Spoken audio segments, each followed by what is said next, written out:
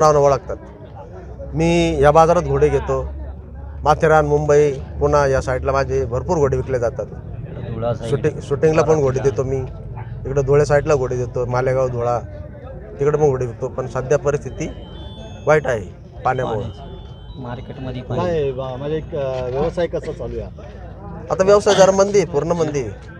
आता 3 महिने झाले, 2 महिने झाले ते बोनीच नाही अजून. एक 2 घोडा विकतो फक्त. का असं होतं? हे सध्या तरी पाण्याच्या टंचाई, चाऱ्याच्या टंचाईमुळेच हा पूर्ण घोड्यांच्या बाजारात फरक पडला. किती उलाढाल व्हायची या अगोदर? पहिले उलाढाल दर हप्त्याला तर कमीत कमी 4-5 घोडे तर माझे विकले जायचे पूर्ण 40-45 घोडे विकले. आणि बाजारातून 30-40 घोडे विकले जायचे इथं. मुंबई माथेरानचे गिराईक यायचे. पण सध्या कोणी येईना, पण गिराईक पण आजूबाजूचे येईना. पाणी टंचाई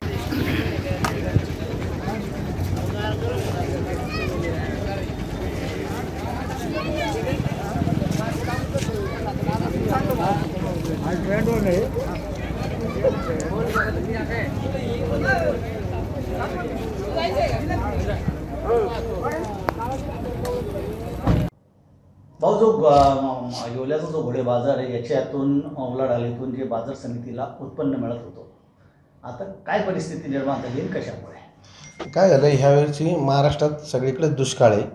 दुष्काळाचा परिणाम ह्या बाजारपेठेवरती झालेला आहे.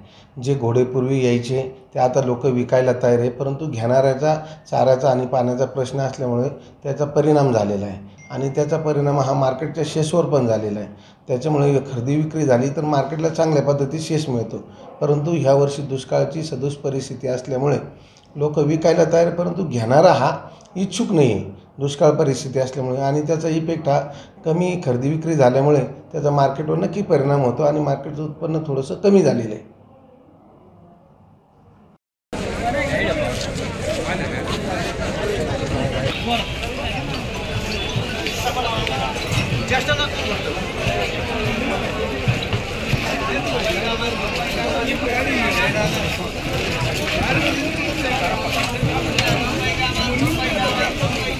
कुठले तुम्ही? आमचं नाव युवराज बाबासाहेब घारे, राहणार राऊरी. आपण शॉक म्हणून हा घोडा घेतला होता. पण पाणीची टंचाई भाजल्यामुळे हा आपण आता विकतोय परत.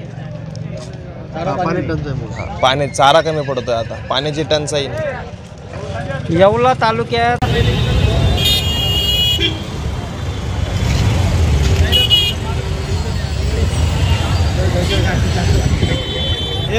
चेतन